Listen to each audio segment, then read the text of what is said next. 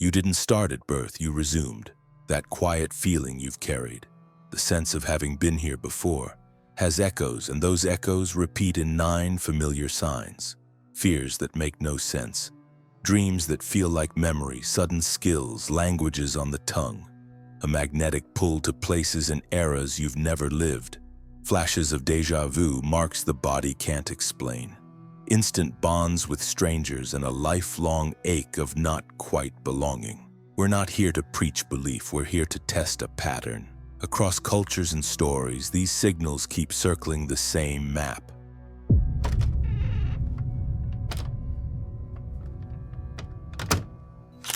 In this film, you'll learn how to read that map with curiosity and healthy skepticism, how to log what appears, and how to separate wishful thinking from something worth following. If your life feels like a chapter mid-sentence, this is your chance to find the previous page and decide what to do with what it shows. Before we chase any sign, set your lens. You're not here to prove a doctrine, you're here to test a pattern. Treat each moment as a data point, not a destiny. Log what appears, question it twice, and see if it repeats under different light. Curiosity is your engine, skepticism is your seatbelt. You can honor mystery without surrendering your judgment. Think like an investigator who respects the witness but still checks the timestamps. Give yourself a simple kit. Keep a notebook or an app that timestamps everything. When a fear surges, note where you are, who's present, and what your body does first. When a dream cracks through, write it the moment you wake. Nouns, textures, directions, any names or dates that arrive raw before interpretation smudges them. When déjà vu bites, capture the scene, the emotion, and crucially, what decision you made in the next 5 minutes. Map birthmarks and recurring aches on a body sketch, then track when they flare. Dates, weather, stressors, and locations. Use the same kit for relationships, first meetings, exact phrases, the lesson that keeps coming back. Patterns emerge over weeks, not hours. Your job is to notice, not to force. Keep your notes boring and consistent. Flashy memories are less useful than quiet repetitions. Some findings are too sensitive for YouTube. Unlock the extended notes in our free newsletter. Use the link in the description to enter your email and for a limited time receive a free ebook. This is not a reward. Controls matter. Rule out medical and psychological causes first. A clean slate makes any remaining pattern more meaningful. Watch for the traps. Confirmation bias. You notice the hits, forget the misses. Retrospective storytelling. You always knew after you knew. Social contagion.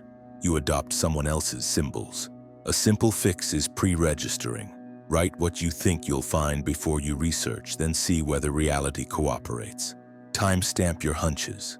Don't Google the town from your dream until you've logged everything. Otherwise, you contaminate the test. For dreams, consistency beats drama. Set a pen beside the bed and record 3 things. The strongest image, the loudest emotion, and anything that felt known. Over a month, circle repeating elements, an alley, a surname, a tune you could hum. If you feel compelled to verify, do it on a delay. First log, then check, and know that the point isn't to win trivia.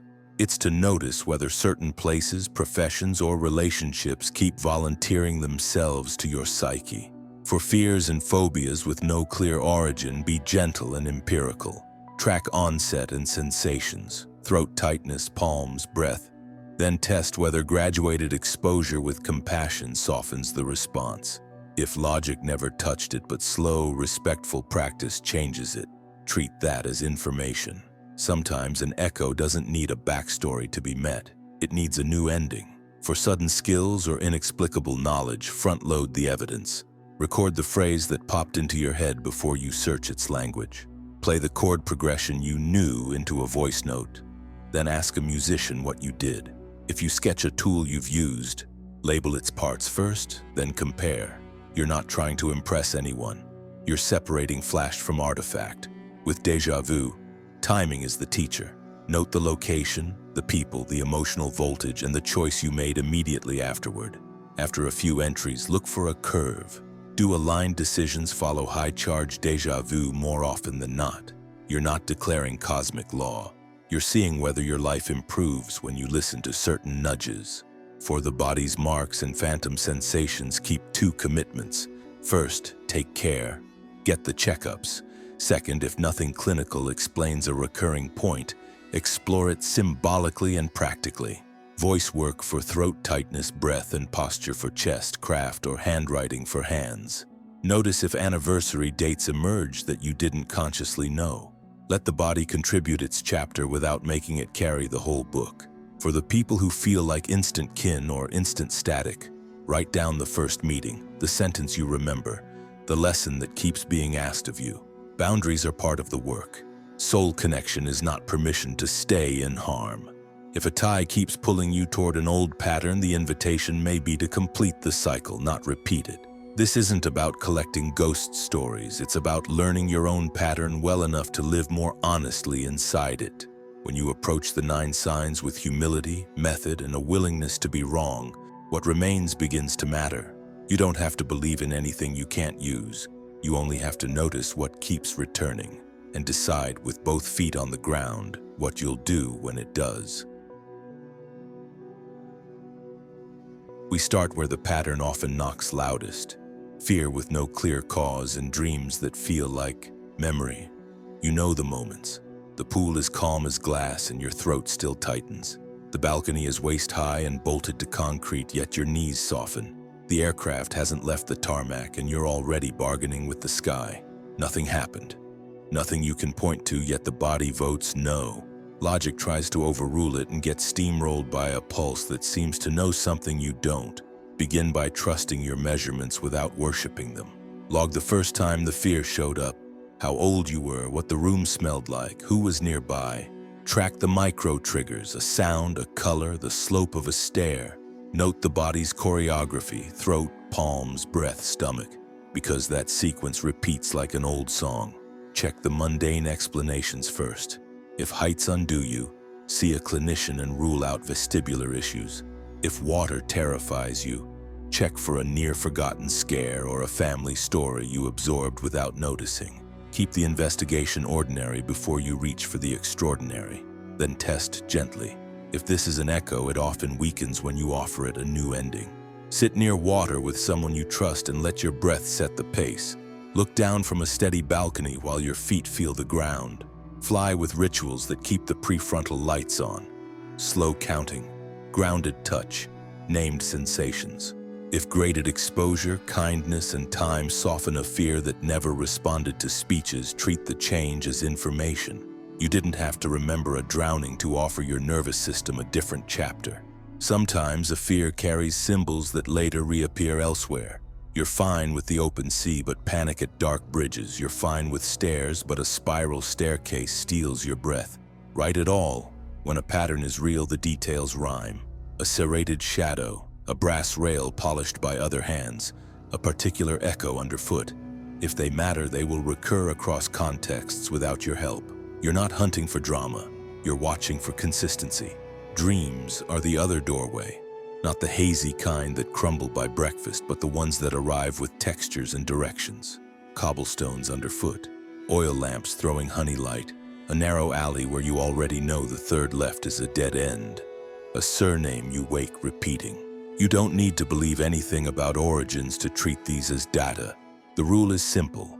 Record first, verify later, or not at all. The moment you leap to search, you risk redrawing the dream to match what you find. Keep a notebook by the bed and catch 3 things before the day blurs them. The strongest image, the loudest feeling, the thing that felt known. Don't interpret yet. Over weeks, circle the repeats, colors, tools, names, architecture. Then on a separate day, check whether any of it accidentally maps onto the world. If the alley's curve, the harbor wall, or the bell cadence exists somewhere, fine. If not, the pattern can still matter. Confabulation is real. So is the fact that certain motifs stand up to repetition you didn't plan. You may notice that fear and dream speak the same language. A water panic that never made sense. A dream of a river that keeps returning. A song in a key you can hum before you've learned it. Cross-reference your logs. If the fear eases after you dream a different ending, crossing the bridge at noon instead of midnight, Turning back before the fourth step, that's worth noticing. If a recurring nightmare lightens after a day by a lake with a friend, that's worth noticing too. We stay conservative with claims and generous with care. Change over time is the thing to watch. There are other honest tests you can set up without telling a story you can't support. If a dream drops a town name or a street curve, sketch it before you look. If you know a word from nowhere, speak it to a native speaker and let them tell you whether it carries meaning or just luck. If you feel pulled to a place, visit it with your notes and no expectations. Watch what your body does when your feet hit the stones. Sometimes the heart rate, not the headline, is the news. Above all, resist the pressure to be spectacular. The pattern rarely announces itself with trumpets. It accumulates in small coherences. The same breath in the same place, a scene that softens when met, a map that quietly matches. You are not asking your life to prove a theory. You are asking it to tell the truth. When unexplained fear is treated as an echo that deserves a kinder ending, and when recurring dreams are treated as a library that lends you pages, the signal, if there is one, gets clearer. That is enough for now. Notice, log, and offer better endings. Next, we'll see what happens when skill and language appear out of thin air. Sometimes aptitude walks in unannounced. You touch a piano and your hands find a shape that sounds like you've been here before. A lathe feels right. A fountain pen settles as if loops and flourishes have muscle memory you never earned. Everyone else practices, you recognize. Everyone else studies, you recall. Test what appears with your feet on the ground. Record the first instance before you add any tutorial. Voice note the chord, film the handhold. Write the stitch from memory. Later compare, did you recreate something you had no chance to learn, or did you improvise your way there? You're not chasing a party trick. You're separating a warm intuition from an artifact that survives scrutiny. Alternatives exist. Genes load the dice. Forgotten exposure, an aunt's loom, a neighbor's language, a song that played while you slept, can bloom later. Cryptomnesia happens. A melody you invented might be yesterday's advert in a new key. None of that cancels the pattern.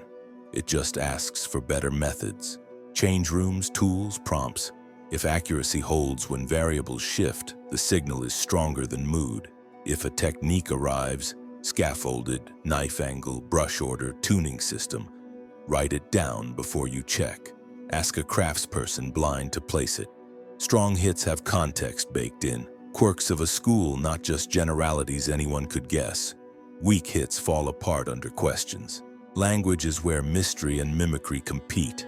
A word rises to your tongue with the cadence of a place you've never been. A phrase arrives fully formed, grammar folded inside. People call this xenoglossy. Scholars are cautious, minds are sticky. We pick up scraps from films, songs, subtitles, friendships, half-forgotten travel, and we imitate sounds well without understanding. So give language a fair test. Pre-register. Write the exact sounds with time and place. If spoken, record them. If written, copy the shapes without fixing them. Then ask a native speaker or a linguist blind whether it's meaningful. Don't lead. If it lands as a real phrase with appropriate grammar, if you can reply to an unexpected prompt and sustain an exchange beyond a greeting, that differs from parroting a movie line. If it's gibberish, note it and move on. Stronger evidence isn't isolated words. It's structure and response. Agreement in the right places, verbs where they belong, particles in context, the rhythm of the sentence, plus consistency across days. A burst can be chance. A pattern under varied conditions hints at deeper recall, or simply a rare knack for rapid acquisition worth cultivating on its own terms. If you're tempted to perform, pause. Curiosity and stagecraft make poor partners. Keep it quiet while you test. Involve one or two people who will tell you the truth. This isn't about proving you were someone grand. It's about finding where the current you is strangely at home. If your fingers relax around a chisel, practice. If your mouth shapes an unfamiliar vowel easily, give it lessons. Talent is the start of an apprenticeship, not the end. Notice the emotion that rides with the skill or phrase. Ease may come with a lump in the throat, pride with sudden grief, fluency with an unnamed fear. Sometimes aptitude is the doorway and feeling is the message, craft as medicine, voice as service. If the ability grows when used to teach, repair, or comfort, you're moving with the grain of whatever this is. From a skeptic's seat, the clean question is simple. Does acting on this make life better? If quickness at the keyboard or kiln gives you joy, discipline, and a way to contribute, you don't need metaphysics to justify keeping it. If the phrase helps you greet a stranger in their language and opens a kind door, that outcome is its validation. Utility is a reliable compass. Keep guardrails. Don't skip learning because a shortcut appeared once. Don't romanticize a past you can't corroborate. Don't claim what isn't yours. Forms deserve respect and teachers. Let mystery be a companion, not a credential. The test remains. Log, test, repeat, integrate. Sometimes a skill or a word points somewhere specific. A pottery style from one coast. A knot with a regional name. A lullaby that belongs to a dialect and a valley you've never seen. The tug doesn't always stop at the hands or the mouth. It pulls at your feet. When a craft or a phrase keeps pointing toward a place or a century, pay attention. The map may be about to widen, and the next sign is the feeling of home you can't explain. There's a different kind of recognition, the home feeling that doesn't ask permission. You step into a museum room and your eyes sting before you've read the plaque. A stone street in a city you've never visited pulls your feet to the left as if the map already lives in your ankles. A certain weave, a certain cut of wood, a hymn in a mode you can't name. Suddenly you relax the way people do when they've arrived. This isn't a tourist's curiosity, it's an ache that says, I fit here, and you can't explain why. Give it space without giving it the throne. Preferences exist. Aesthetic trends press on us. Ancestry and environment leave fingerprints.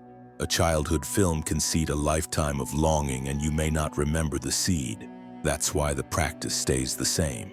Record first, research later. When the pull appears, write down the exact triggers. The smell of resin, the weight of linen on skin, a tower bell's rhythm at dusk, the way light sits on stone after rain. Mark the body's response as honestly as you can. Breath deepening, shoulders dropping, a quick edge of grief, a sudden burst of ease. Your nervous system keeps better minutes than your theories. Test orientation. Walk an old quarter with a friend and no map. Before each turn, pause and note which way feels right. Log it, then commit, then check later against the layout. If you're just guessing, the hits will scatter.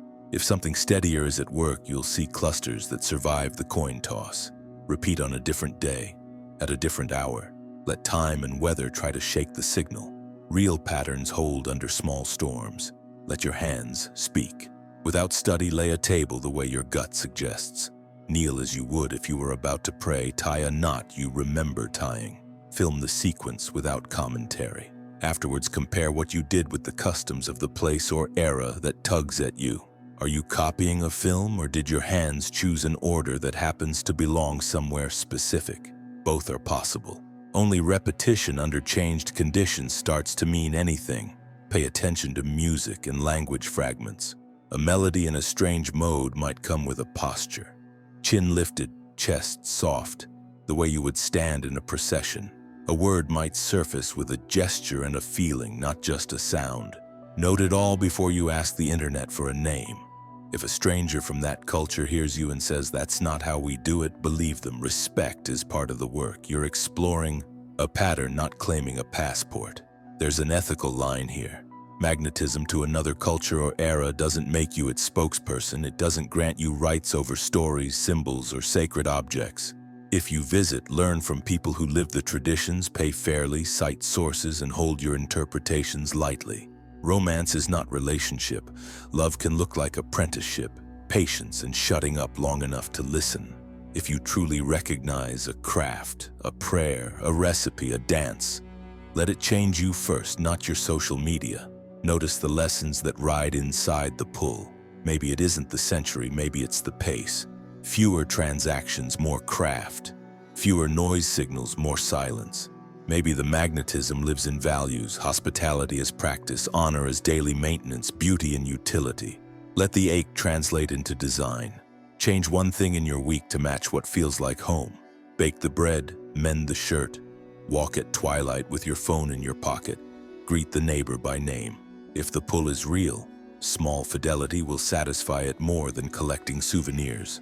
Expect the rational mind to bargain. It will tell you you're romanticizing, that you're just tired of modern speed, that old stones are pretty. That's all. Sometimes it's right. Sometimes it's protecting you from making a fool of yourself. Either way, your method doesn't change.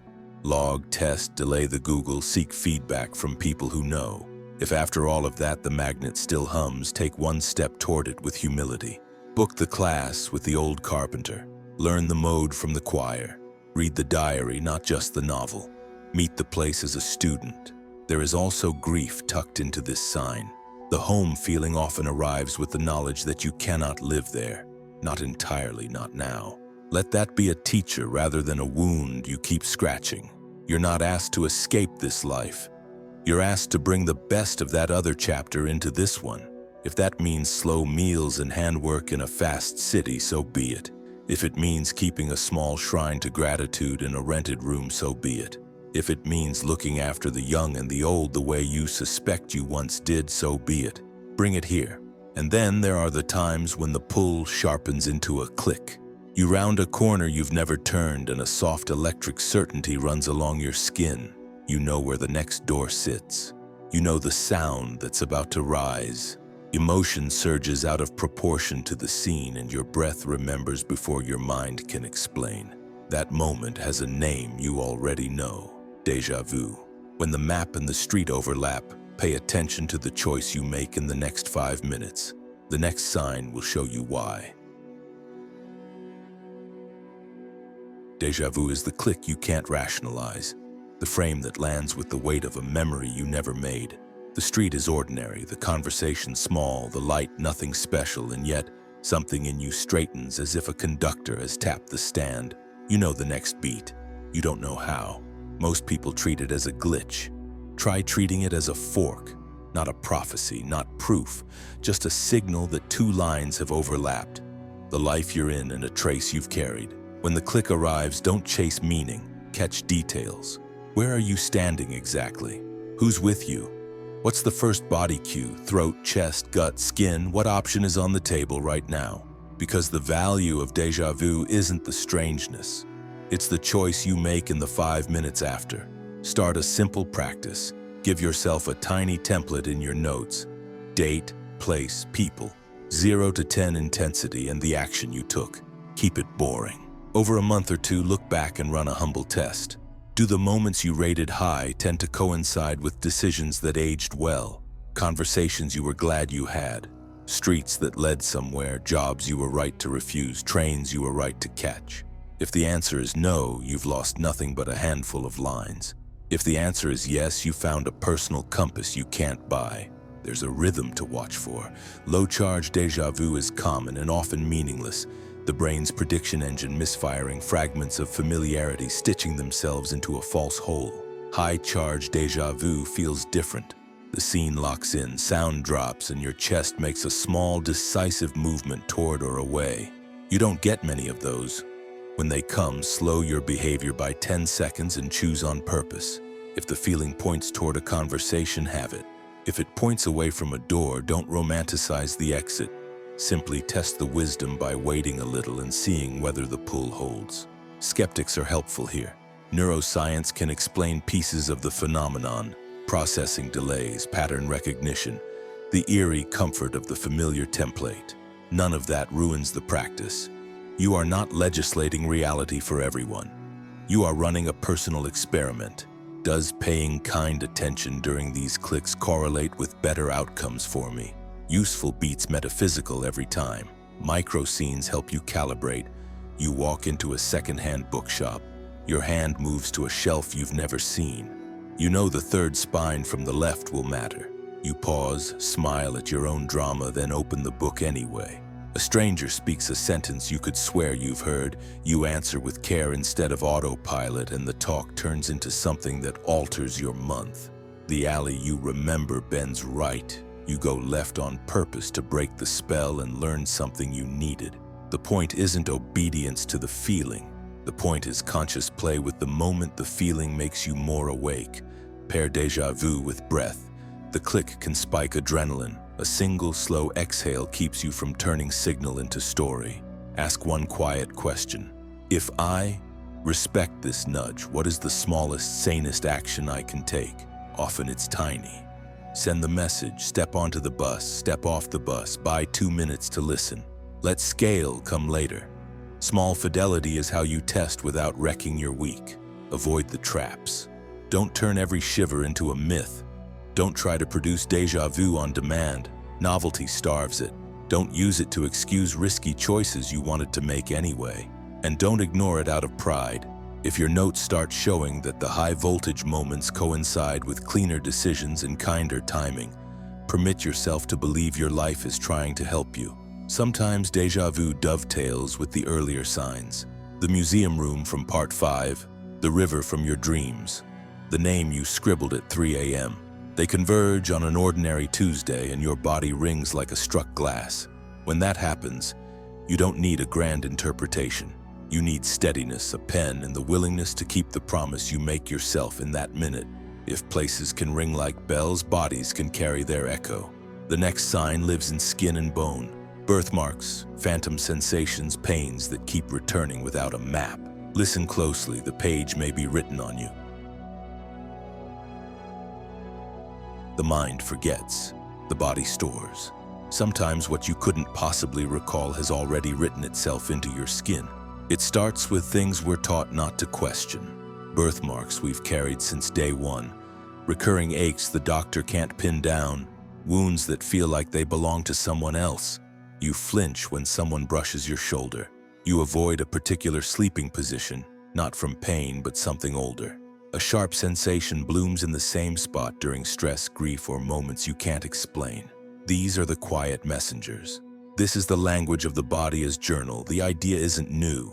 Cultures across time have believed that trauma, especially death trauma, can echo forward into future lives, leaving a signature behind.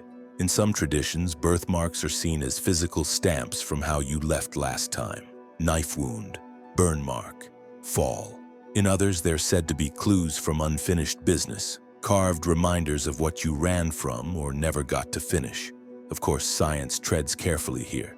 Genetics explains many things. Skin anomalies are common. Referred pain exists. Your back hurts because your hips are tight. Your shoulder aches because you're stressed. But again, we're not claiming. We're logging, watching for patterns that hold when the variables shift. When the wound reappears, ask where you are, what triggered it, what emotion arrived just before. Log the location.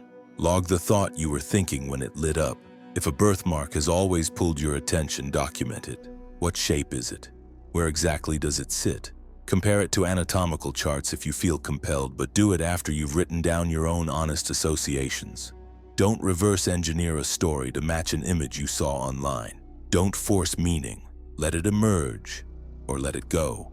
More useful than guessing is tracking. Track sensations over time.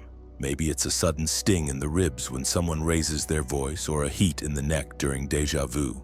Maybe your knees give out when walking through a certain kind of corridor. Maybe it only happens during specific dreams. If these things cluster, take notes. Over months, you might start to see choreography. The same sequence of physical cues tied to certain themes, memories, or even choices. And this is where it gets stranger. Some people report healing when the story is allowed to surface. Not by proving anything, but by honoring what the body says without trying to rationalize it. You write the dream where you fall from the tower. You place your hand over the ache and say aloud, "I see you." You sit with the sensation instead of swallowing it again. And one day, the sting softens. Maybe it's your nervous system unwinding. Maybe it's cellular memory releasing. Maybe you just paid attention for once. Whatever the mechanism, change is the thing to follow. For others, healing comes through symbolic resolution. A person with recurring knee pain who dreams of being shot as a soldier finds relief not through surgery, but by volunteering at a veterans clinic. Someone with a mark on their chest finds peace in learning CPR and teaching others how to save lives. The body doesn't always want proof. Sometimes it wants action, ritual, meaning. It wants you to do what you didn't get to do last time. There are even documented cases, mostly outside mainstream journals, of children who recount detailed past life deaths, later found to have corresponding birthmarks. The work of Dr. Ian Stevenson is often cited, though debated. His case studies show children naming names, locations, and even reciting how they died, with the birthmark in the exact place of the wound. Believe it, question it, or discard it. The point isn't blind acceptance. It's seeing whether your life whispers in similar ways. Body-based meditation can sharpen your awareness here. Try this. Lie still, eyes closed, and slowly scan from crown to toe. Where is the body loud? Where is it silent? Where do images flash or names rise without context? Don't attach meaning, just witness. If the same part speaks again and again, make a practice of giving it breath and space. Let your nervous system learn that it's safe to speak. You'd be surprised what the body says when you finally listen. And always check with the ordinary first.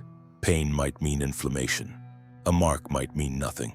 But if all roots come back empty, if a strange ache persists through clean scans and second opinions, then you are allowed, gently, to wonder whether something older is knocking. Not for the sake of drama, but for the sake of care.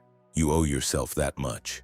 Next, we move from the body to the heart, because sometimes it's not geography or sensation that signals your return, but people. The instant, unexplainable connections. The recognition in a stranger's eyes.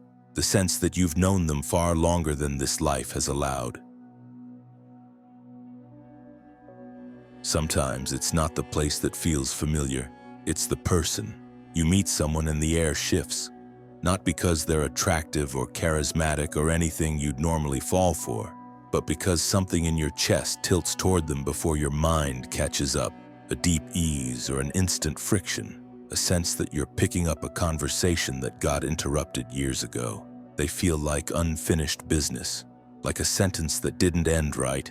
We've all heard the phrase, old soul. But what about old agreements?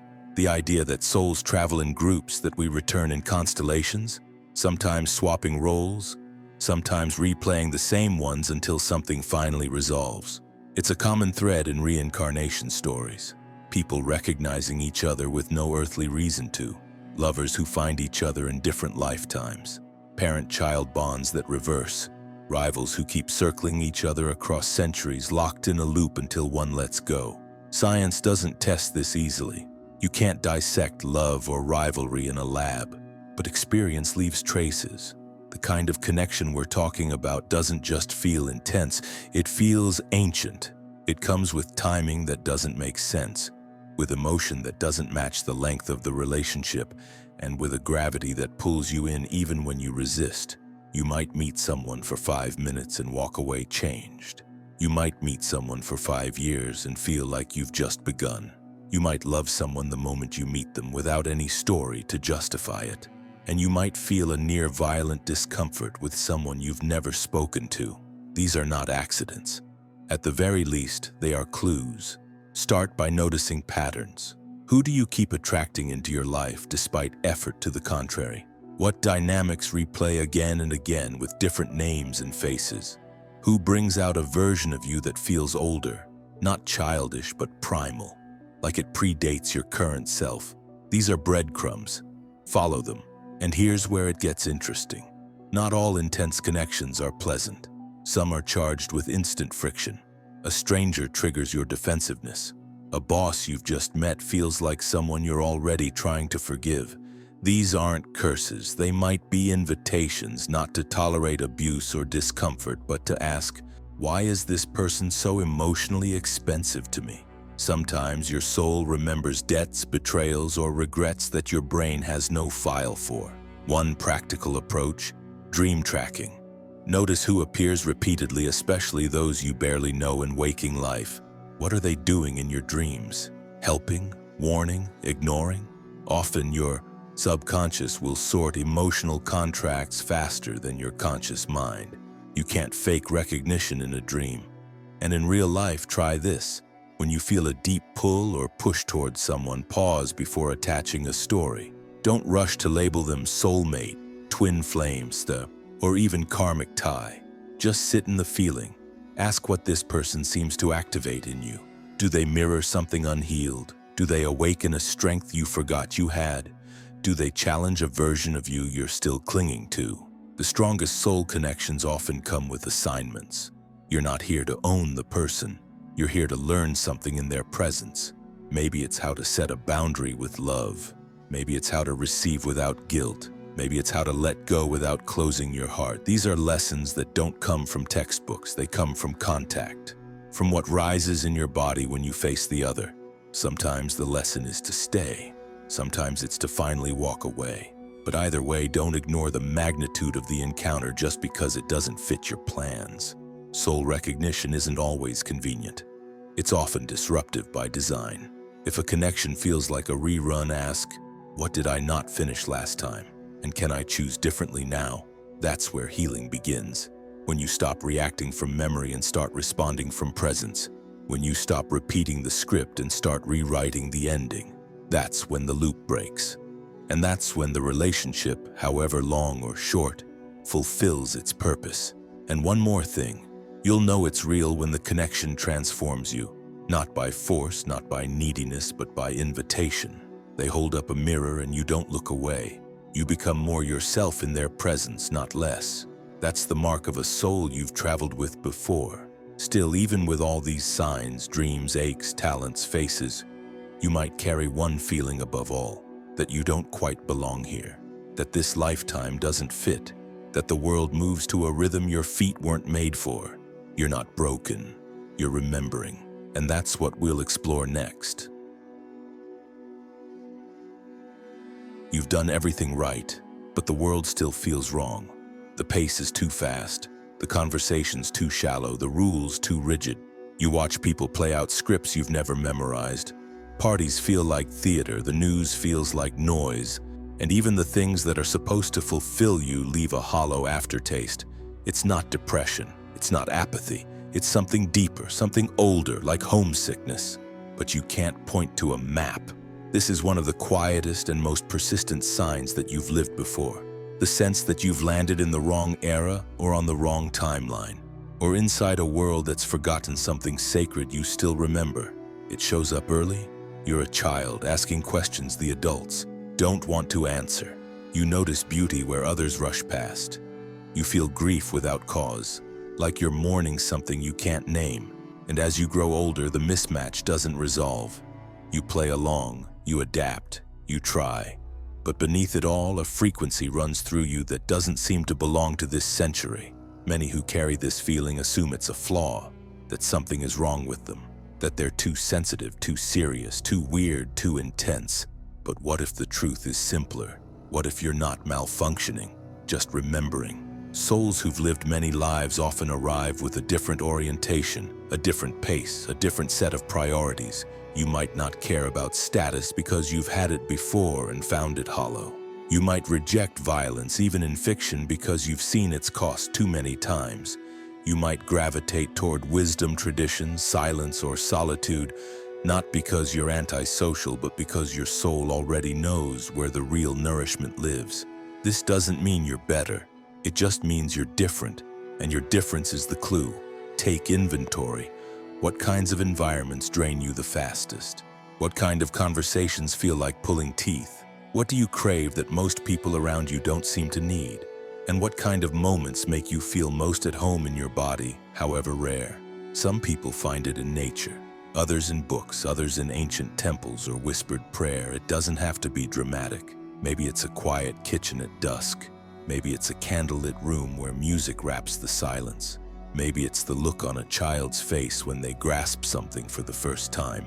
These are memory cues too, not of past events, but of soul-level alignment. You're not just out of place. You're here to remind the world of what it forgot. But this is where the danger lies, spiritual escapism. The moment this world feels alien, it becomes tempting to retreat into imagination, to build altars only to the past, to romanticize a different life as a way to avoid this one. Don't. You're here now for a reason. You didn't come to pine. You came to integrate.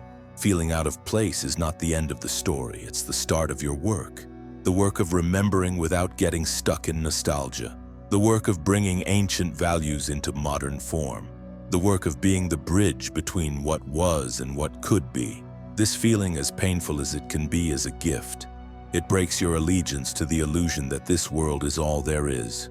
It keeps your heart soft in a time of cynicism. It reminds you that the soul doesn't measure time in years. It measures it in wisdom gathered, in love given, in truth remembered. And if you've read this far, there's something you already know. This life is not the full story. It's a chapter, a crucial one. And the ache you carry, that's your soul knocking, asking to be let in. We go deeper into this in our private newsletter, a space where the more sensitive, skeptical, and serious minds gather to unpack what can't always be said on platforms like this. Join using the link in the description. You'll also receive a free copy of our ebook, a foundational hermetic text we believe every seeker should read at least once. Because the real question is not just, have you lived before? It's what will you do now that you remember? And that's where we go next. Into action, into awareness, into the choice to live this life like it matters just as much as the ones before. If you've lived before, then you've likely died before, which means you've already had the houses, the titles, the applause, the failure, the betrayal, the last breath. You've been rich and you've been poor. You've been right and you've been wrong. You've played hero, villain, parent, child. And now here you are again. So the question isn't, how do I win at life? The question is, what am I here to remember, repair, or release this time? Reincarnation reframes everything. It collapses the illusion of linear progress and replaces it with depth. You stop measuring success by how much you've gathered and start measuring by how much you've grown. You stop chasing novelty for novelty's sake and begin to value the old lessons you're finally ready to finish. And that changes how you move. You stop racing, you start listening. The pressure to get it all right fades, not into apathy, but into presence. You begin to see that not every challenge is a punishment, not every delay is a curse. Some are invitations, echoes, soul work you left unfinished and now have the tools to face. This doesn't mean you sit still. It means you act from awareness instead of amnesia. You build things that will last even if they're small. You repair what you once broke even if no one's watching. You say the words you couldn't before, not because they'll make you look good, but because your soul won't let you stay silent anymore. When you understand life as a longer arc, time becomes your ally instead of your enemy. You learn to be deliberate, kind, clear, not perfect but aware. You recognize that karma isn't punishment, it's pattern. And your work is to interrupt the ones that no longer serve, to gently walk a different road even if your feet are still learning how. Purpose then becomes less about achievement and more about alignment. It's not what you do, it's how you do it. The energy you bring, the integrity you hold, the way you leave others feeling, the truth you live even when it costs you. Maybe your past lives were loud, wars, power, survival. Maybe this one is about subtlety, parenting with patience, healing ancestral lines, writing poems no one may read. Maybe it's about finally learning stillness, or finally using your voice, or finally choosing love over being right. And maybe you never know for sure. That's okay. What matters is that you treat this life like it matters, because if the soul continues, so does the impact of what you do now. Reincarnation, when taken seriously, humbles you. You realize you're not here to conquer the world. You're here to steward your corner of it, to plant trees you might never sit under, to touch the fabric of reality in ways that ripple beyond what you'll ever see. That is success. That is legacy. So start where you are. Pay attention to what repeats. Speak the apology. Break the pattern. Follow the pull. Honor the resistance. Track the dreams. Listen to your body. And when the same lesson knocks again, answer it with more grace than last time. Because whether you've lived once or 100 times before, this is the only lifetime that asks anything of you now. This is the one that gets to write a new ending. This is the one that counts. You're not crazy for remembering. You're not lost for questioning. You're not behind for taking your time. You're precisely where you need to be to do the work that's yours to do. And if you felt a tug while listening, like someone reminding you from just behind the curtain, that's not your imagination. That's your soul asking if you're finally ready to live on purpose. Don't let this lifetime go to waste. And if you haven't already, join us in our newsletter where these conversations go even deeper. It's free, and for a limited time, we're also sending you a digital copy of our ebook when you sign up. Some insights are too layered, too nuanced, too raw to live in an algorithm-fed platform, and that's where we share them. If you feel this on a deep level, comment, "I get the code."